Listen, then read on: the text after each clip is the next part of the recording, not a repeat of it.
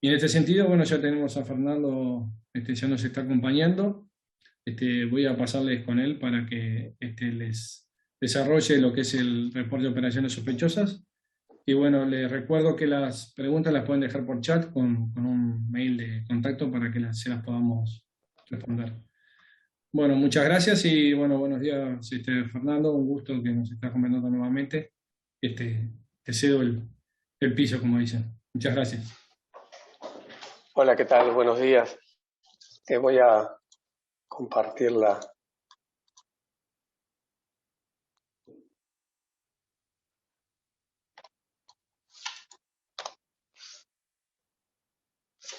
Bueno, muy bien. La idea para hoy era comentarles algunos aspectos sobre el reporte de operaciones sospechosas en el sector de organizaciones sin fines de lucro. Básicamente lo que queríamos presentarles es cuál es el rol de los sujetos obligados en el funcionamiento del sistema de prevención, qué y cómo se reportan aquellas operaciones que se entiendan presentan inusualidades o sospechas, cuál es el formulario para presentar el reporte y algunas consideraciones sobre la calidad del mismo en cuanto a qué tipo de información se espera encontrar en un formulario de reporte de operaciones sospechosas. Entonces, primeramente, ¿qué organizaciones sin fines de lucro son sujetos obligados en función de la ley de prevención de lavado? Bueno, se establece el artículo 13 de la ley 19.574 que son sujetos obligados las asociaciones civiles, fundaciones, partidos políticos, agrupaciones y en general cualquier organización sin fines de lucro con o sin personería jurídica. Posteriormente, el decreto reglamentario, en su artículo 84, establece que, bueno, que las asociaciones civiles, fundaciones, partidos políticos, agrupaciones y cualquier organización sin fines de lucro con o sin personería jurídica son sujetos obligados a la medida que tengan ingresos de cualquier naturaleza al cierre del ejercicio anual por un importe superior a 4 millones de unidades indexadas o activos por un valor superior a 2,5 millones de unidades indexadas, y en ese caso deberán implementar las disposiciones del decreto reglamentario y las disposiciones que emita la CENACLAF y el BCU cuando corresponda, ¿no? Que básicamente tiene que ver con lo que les estaba comentando recién Andrés sobre las medidas de conocimiento de sus clientes, digamos, en sentido amplio. Entonces, más allá de que es un sector muy heterogéneo y que bueno, presenta diversas dificultades por ese solo hecho, además hay distintos conceptos de clientes, ¿no? No es lo mismo el cliente para un club deportivo que el cliente para un partido político, para una organización que se dedica a atender a poblaciones vulnerables, por ejemplo, ¿no? Que ahí el cliente no es en la mayoría de los casos no es el destinatario, digamos, de la función que brinda esa asociación, sino el que dona, digamos, que tanto fondos, pero también puede ser donación en bienes, ¿no? Y ahí se genera además la dificultad de evaluar los bienes que se reciben como donación, ¿no? Pero bueno, más allá de esas dificultades y de esas precisiones o diferencias que tienen el concepto de cliente con otros tipos de sujetos obligados, lo que se establece es que la normativa establece que ese conocimiento de su cliente se debe realizar en todos los casos, pero siempre con un enfoque basado en riesgo, como les detalló previamente Andrés. Y el impacto que tiene la evaluación de riesgo es que en función de esa clasificación de riesgo que se le asigne al cliente, se realizará una debida diligencia diferenciada que tiene que ver con la intensidad que se realiza ese conocimiento del cliente, ¿no? Entonces, una vez que se conoce o lo que se espera de un cliente, de un donante de fondos, de bienes, bueno, lo que hay que hacer posteriormente es monitorear las actividades de esos clientes para detectar aquellas situaciones que resulten primeramente inusuales o sospechosas. Una vez que se analizan, porque una vez que se detectan esas inusualidades, lo que hay que hacer es analizarlas con el objetivo de descartarlas o confirmarlas. y siempre lo que el sujeto obligado debe hacer es dejar constancia escrita y en su caso de documental de lo que realizó, ¿no? De lo actuado a partir de esa detección. Cuando una inusualidad no logra descartarse, bueno, la obligación legal es presentar el reporte de operación sospechosa a la unidad de información y análisis financiero. Ahora, ¿qué debe ser reportado y cómo debe ser reportado? Bueno, el artículo 12 de la Ley de Prevención del Lavado establece que deben ser reportadas aquellas transacciones, incluidas las tentadas, que en los usos y costumbres de la respectiva actividad resulten inusuales o se presenten sin justificación económica o legal evidente o se planteen con una complejidad inusitada o injustificada. También establece que deben ser reportadas aquellas transacciones financieras que involucren activos sobre cuya procedencia existan sospechas de ilicitud. En cuanto al financiamiento del terrorismo, la principal diferencia radica con respecto al lavado, es que no importa el origen de los bienes o de los activos, que puede ser tanto origen lícito o ilícito, sino que aquí lo que es determinante es la sospecha de que las personas puedan llegar a realizar alguna actividad terrorista o los fondos o los activos sean destinados a financiar esas actividades. Por otra parte, la Ley de Prevención del Lavado también tiene otro artículo que establece que los sujetos obligados no pueden establecer relaciones de negocio ni ejecutar operaciones cuando no puedan aplicar las medidas de debida diligencia del cliente. Es decir, cuando se aprecia esa imposibilidad en el curso de una relación de negocios, la ley establece que los sujetos obligados deben poner fin a la misma y deben considerar la pertinencia de presentar un reporte de operación sospechosa a la UIAF. Asimismo, el decreto reglamentario de la ley, en su artículo 9, establece que si el cliente omite o se niega a proporcionar información que permita realizar la debida diligencia, el sujeto obligado no puede establecer una relación de negocio ni ejecutar la operación. Repite, ¿no?, el considerando la pertinencia de presentar un ROS a la UIAF, pero además debe evaluar razonablemente si la intención de ese cliente es eludir la realización de la debida diligencia, y si el sujeto obligado considera que existe esa intención por parte del cliente, en ese caso el decreto establece que estará obligado a presentar un reporte de operación sospechosa a la UIAF. Entonces, algunas consideraciones, ¿no? El reporte de operación sospechosa no es una denuncia, es un informe que exige la ley a determinadas personas físicas o jurídicas cuando no logran descartar determinadas inusualidades que presentan las operaciones realizadas por sus clientes. Una vez que se recibe el reporte, la UIAF está obligada por ley a no revelar la información sobre el sujeto obligado que presentó el reporte. También la ley exime a los sujetos obligados de cualquier tipo de responsabilidad frente a terceros, y la ley le exige al sujeto obligado que no informe a sus clientes ni a terceros que presentó un ROS que lo involucra. ¿Y cómo deben ser reportadas esas operaciones que no logran descartarse las inusualidades? Bueno, actualmente hay una comunicación que emitió el Banco Central, que es del año 2018, en la cual se establece el procedimiento y se divulga un formulario mediante el cual deben ser puesto en conocimiento de la UIAF estas operaciones. A partir del 30 de septiembre habrá también una vía digital para presentar los reportes de operaciones sospechosas. La única condición va a ser que quien lo esté presentando tenga un certificado de firma avanzado, que hoy por hoy es la cédula de identidad electrónica, o lo emite un certificado que emite Habitat o el correo. Esa va a ser la única condición previa, digamos, para no tener que llenar un formulario en papel y venir a presentarlo a la UIAF.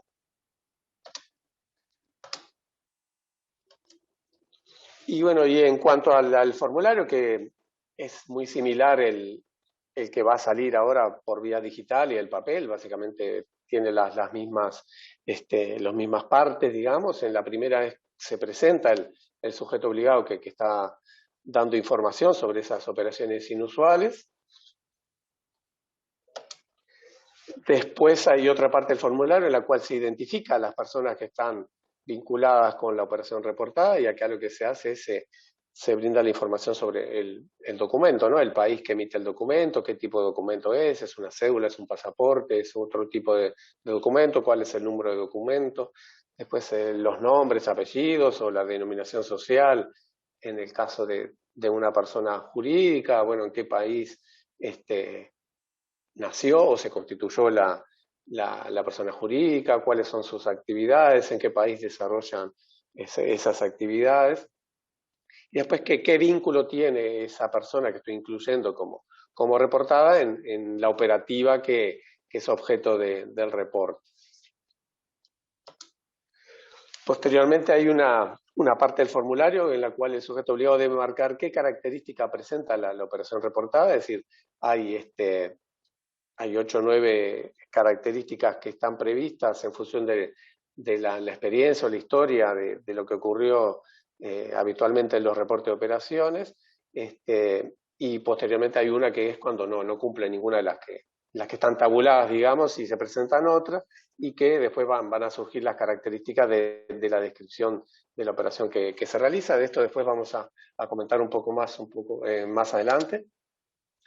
Después hay una parte del formulario que está prevista para que el sujeto obligado detalle las características en sí de la operación, ¿no? Es decir, en qué fecha se realizó o en qué periodo, qué zona geográfica está involucrada, es de Uruguay, es del exterior, si es de Uruguay, en qué departamento. Después, si hay un producto o una transacción financiera involucrada, cuál fue, se utilizó efectivo, se utilizaron cuentas bancarias, hubo transferencias, locales, transferencias de fondos internacionales. Hay distintas hipótesis que están establecidas en ese formulario. También si hay alguna actividad no financiera, está previsto que el sujeto obligado la marque. Y finalmente la parte más importante del formulario, que es la descripción de la operación reportada, en la cual se hace un relato de la situación que se está reportando y fundamentalmente de los motivos por los cuales el sujeto obligado entiende que esa operativa presenta características de inusualidad o sospecha. En cuanto a lo que les comentaba de las características de la operación y personas reportadas, esa parte del formulario en la cual se debe indicar si se cumplen algunas situaciones que están previstas, en realidad esta parte lo que permite es que si el sujeto obligado marca efectivamente una situación que ha ocurrido y que ya está prevista, una vez que el formulario se carga en el sistema de la UIAF, alerta sobre el grado de prioridad en el análisis de ese reporte, se le asigna una característica de prioridad, ¿no? Que puede ser urgente, prioridad alta, prioridad media, prioridad baja, y permite también asignar prioridades para comenzar un proceso de decisión por parte de la UIAF sobre el envío o no de instrucciones al reportante. Es decir, la UIAF, una vez que recibe el reporte, tiene 72 horas para darle alguna instrucción o no, es una potestad al reportante, que básicamente a veces tiene que ver con que se mantenga la relación comercial o la relación que sea con esa persona que es reportada, de forma de permitir avanzar con la investigación del caso y evitar que pueda desaparecer algún activo si en caso contrario el sujeto obligado corta, digamos, el vínculo con la persona que está reportando. También otra potestad que tiene la UIAF es la de inmovilizar activos por 72 horas, ¿no? Y en ese caso, cuando se adopta esa decisión, se da cuenta a las autoridades judiciales para confirmar esa medida. Entonces, en la medida que el sujeto obligado haya marcado adecuadamente cuál es la característica que presenta el caso, y esta es de relevancia, digamos, y existan condiciones como para para adoptar esa decisión de bloquear o impedir la movilización de activos, en los hechos está colaborando con el buen funcionamiento del sistema de prevención.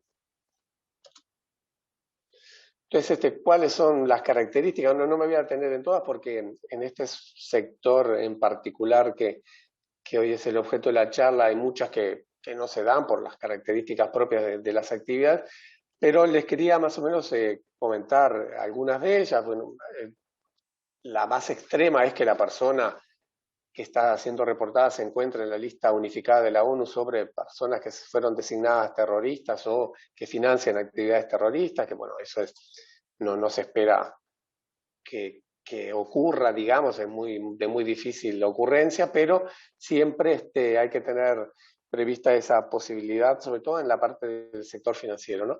Y después una que ha sido muy utilizada por el sector de organizaciones sin fines de lucro,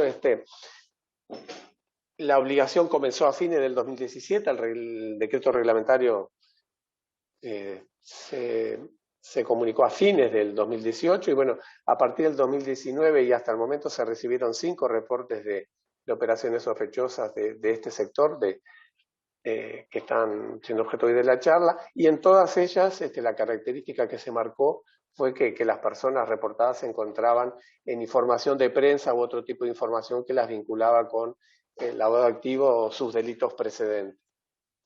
Al marcar esta característica, el ROS automáticamente pasa a prioridad alta y dispara, digamos, todo un procedimiento para analizarlo, en el menor tiempo posible y decidir si se adopta, si se toma alguna decisión, ¿no? Pero esta característica es, en términos generales, una de las más utilizadas, y en el caso particular de las organizaciones sin fines de lucro, los partidos políticos, los clubes deportivos, las organizaciones religiosas, es la que se utilizó exclusivamente hasta ahora.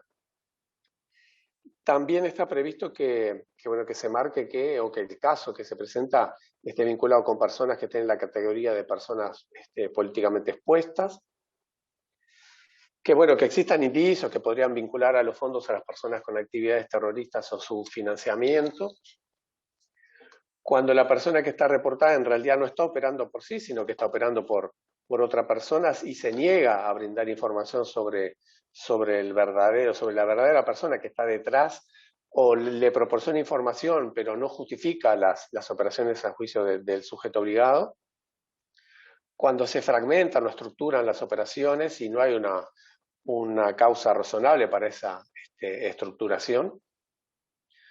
Cuando los movimientos de fondos son incompatibles con el patrimonio, las actividades económicas o la ocupación de ese cliente y no se obtuvo una justificación razonable sobre esos desvíos.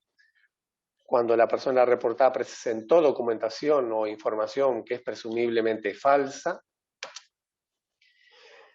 Después hay una característica que está vinculada con alguna situación que comentaba Andrés también, ¿no? Cuando el origen o destino de los fondos están relacionados con países que están sancionados por el Gafi o no son objeto de medidas especiales por no aplicar suficientemente las recomendaciones del Gafi, y el sujeto obligado no pudo justificar esas operaciones más allá de esa situación que se presenta. Después está prevista para las operaciones tentadas, ¿no? La característica de las operaciones tentadas es cuando se realizan transacciones que el sujeto obligado rechaza porque no pudo obtener la información necesaria o porque hay inconsistencia de esa información. Y después la última característica, el otro, digamos, ¿no? Que se presentan características diferentes y que van a surgir, digamos, de la descripción de la operación reportada. Entonces, en cuanto a la calidad del ROS, entendiendo por tal a la información que se espera encontrar en un formulario del reporte, primeramente lo que le queríamos comentar es cómo se inserta, digamos, un formulario de reporte de operación sospechosa en todo el sistema que viene posteriormente de análisis, ¿no? Es decir, si dividimos todo el ciclo de lo que se conoce como la inteligencia financiera en 3 grandes etapas, que es la detección, el análisis y la investigación, La parte de la detección de operaciones que cumplen esas características de inusualidad o sospechas está a cargo de los sujetos obligados, que pueden proporcionar datos financieros y no financieros sobre sus clientes.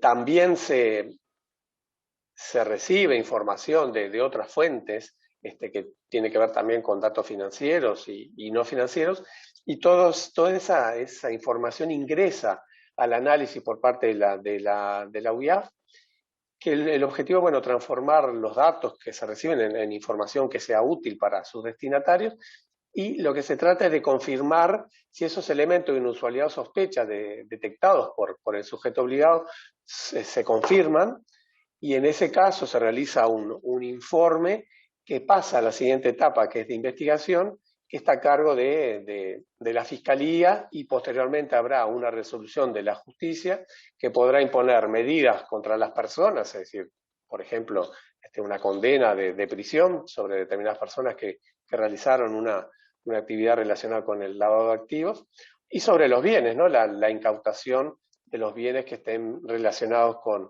con esa actividad. Entonces, como pueden ver, para los sujetos obligados, el reporte de operaciones sospechosas es como el producto final, ¿no? Si uno lo asimila con un proceso productivo, bueno, sería el producto final. Pero ese producto final, a su vez, es el insumo o la materia prima que recibe la unidad de inteligencia financiera, y que el producto final de la unidad de inteligencia financiera es ese informe de inteligencia financiera, pero que a su vez es la materia prima o el insumo que va a recibir la Fiscalía para comenzar su investigación. Entonces, en la medida que ese producto final de los sujetos obligados sea de buena calidad, va a colaborar para que todo el proceso posterior que sigue una vez que se presenta ese reporte tenga, digamos, éxito, ¿no? Es decir, se logre condenar a personas o incautar bienes. Entonces, ese reporte debe tener determinadas características para que sea útil para sus destinatarios, como les comentaba recién, ¿no? Entonces, en el año 2016, la UIAF publicó un documento sobre mejores prácticas para la elaboración de reporte de operaciones sospechosas, que está publicado en el sitio web del Banco Central. Ahí yo les dejo el link a ese documento. Y básicamente lo que se hizo en ese documento fue explicitarle a los sujetos obligados qué información se esperaba encontrar en un reporte. Entonces, y básicamente, ¿qué es lo que se espera encontrar? Bueno, es un conjunto de información que permita responder a las interrogantes sobre cuáles son las personas que están involucradas, qué productos se utilizaron y cuáles son los motivos del reporte. Entonces, básicamente lo que se busca es que en el formulario se detalle información sobre quién es la persona reportada, cuáles son todos sus datos, qué es lo que realizó esa persona reportada, cuándo lo realizó, cómo lo realizó, dónde, para qué realizó esas transacciones y por qué el sujeto obligado entiende que se presentan características de inusualidad o sospecha. Entonces, básicamente, al valorar, digamos, la calidad que presenta un reporte, se tiene en cuenta tres grandes aspectos que tienen que ver con la integridad, con la precisión y con la oportunidad. La integridad tiene que ver tanto con aspectos objetivos, es decir, información que el sujeto obligado no tiene que hacer ninguna valoración, es transcribir cuál es el documento de la persona, poner sus nombres, cuál es la fecha en la cual se realizó las transacciones, cuál es el monto, qué tipo de producto se utilizó o no se utilizó. Es decir, ahí no hay un juicio de valor del sujeto obligado, y después hay también en lo que tiene que ver con la integridad determinados aspectos subjetivos, que es una decisión que tiene que tomar el sujeto obligado. Por ejemplo, en el caso de las características de inusualidad que presenta el caso, bueno, tiene que optar el sujeto obligado por alguna de ellas o indicar que se presentan otras, y después en que haya una descripción de los motivos del reporte, ¿no? Es decir, esclarecer cuáles fueron los motivos que llevaron a calificar al cliente que estoy reportando o a las transacciones que realizó como inusuales o sospechosas. En cuanto a la precisión, lo que se valora es no solo que haya, por ejemplo, transcrito un documento de identidad o puesto los nombres y apellidos o la denominación social del cliente que estoy reportando, sino que no haya errores, ¿no? Que sea preciso, que no haya errores en la numeración, en errores al brindar los nombres y apellidos de las personas, que haya elegido correctamente las características que presenta el caso, que la descripción sea adecuada de la situación que está reportando y de los motivos del reporte. Y por último, lo que se valora es la oportunidad en que se presenta el reporte, ¿no? Que tiene que ver con el momento en el que se presenta en comparación con la realización de las operaciones por parte de ese cliente que fue objeto del reporte, pero también con el momento en el cual el sujeto obligado tuvo conocimiento de algo que le hizo que el comportamiento de su cliente haya sido sospechoso.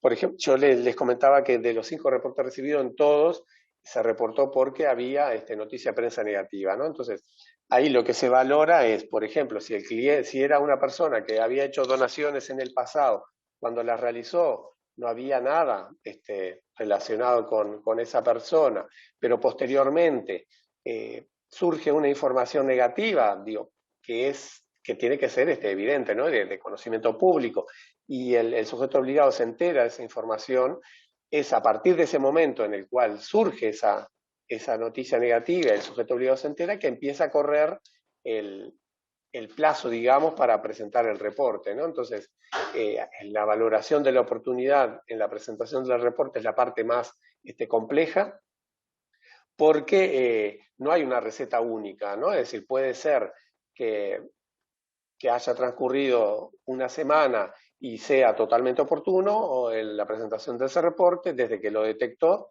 digamos, la inusualidad, o puede ser totalmente fuera de plazo porque las características de la situación que estaba reportando ameritaba que haya sido reportado en un tiempo mucho más breve, ¿no? Entonces, y siempre el norte que debe guiar este criterio de oportunidad o valorar cuándo voy a presentar un reporte es que la UIAF o las autoridades judiciales deberían estar en condiciones de adoptar alguna medida preventiva respecto de activos que estén involucrados en esas operaciones si fuera necesario. Si lo presento cuando ya no hay nada para hacer, digamos, si en el momento que yo me enteré de una noticia o valoré que un cliente tenía características de inusualidades, todavía existía la posibilidad de adoptar alguna medida y dejo pasar el tiempo y ya no hay ninguna opción de tomar alguna medida preventiva sobre esos activos, bueno, ese reporte es totalmente inoportuno. Entonces, ¿cuáles son en general las principales debilidades? Pero no solo en este sector de sujetos obligados, sino en general. Bueno, a veces hay carencias en completar los datos del perfil de la operación, es decir, esa parte del formulario en la cual se deben brindar los datos de las fechas o el periodo de las operaciones, los lugares en los cuales se realizó, los montos, las actividades desarrolladas por el cliente que es objeto del reporte. En algunos casos no queda claro cuál fue el momento en que el sujeto obligado comenzó el análisis de la operativa de su cliente o en el que toma conocimiento de una noticia negativa sobre su cliente. También se han visto que a veces hay un tiempo prolongado en el proceso para presentar el ROS, se detecta la inusualidad, se le pide información a la contraparte, digamos al cliente, pasa un tiempo prolongado y no se presenta el ROS, es decir, ese periodo de análisis duró demasiado tiempo cuando ya no, desde el inicio ya había características que ameritaban la presentación del reporte en forma inmediata. Y un error que habitualmente cometen, que no ocurrió en los 5 reportes presentados por este sector, pero es que a veces se hace referencia a que existen noticias de prensa negativas sobre la persona que está siendo reportada, pero no se agrega nada más, es decir, no se indica, bueno, pero en qué fecha es ese antecedente que informa que se estuvo investigando a esa persona, de qué país es esa noticia, cuál sería el posible delito, y un relato que permita conocer los motivos de esas investigaciones y en qué etapa se encuentra en el caso de que eso surja, digamos, de la noticia que el sujeto obligado tuvo para valorar la presentación del reporte.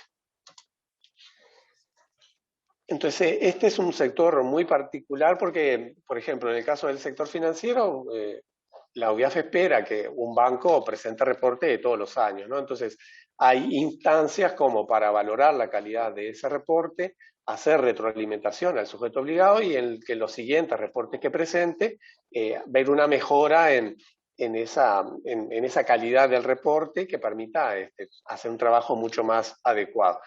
En el caso de ciertos sujetos obligados y de este sector en particular, es muy probable que la mayoría nunca presente un reporte de operación sospechosa y haya una oportunidad y en algún caso que solo tenga una oportunidad de presentarlo, ¿no? Entonces, es difícil trabajar sobre la calidad de los reportes de este sector cuando va a presentar un reporte y seguramente no vaya a presentar nunca más un reporte o lo vuelva a presentar dentro de 5 años, ¿no? Entonces, por eso es fundamental tener bien claro cuáles son las informaciones que se espera que esté contenida en un formulario de reporte para que todo el proceso posterior que sigue a su presentación tenga un tratamiento adecuado y permita colaborar con los fines que se persigue en todo este sistema de prevención, ¿no? Que es finalmente procesar a personas que estén relacionadas con estos delitos o incautar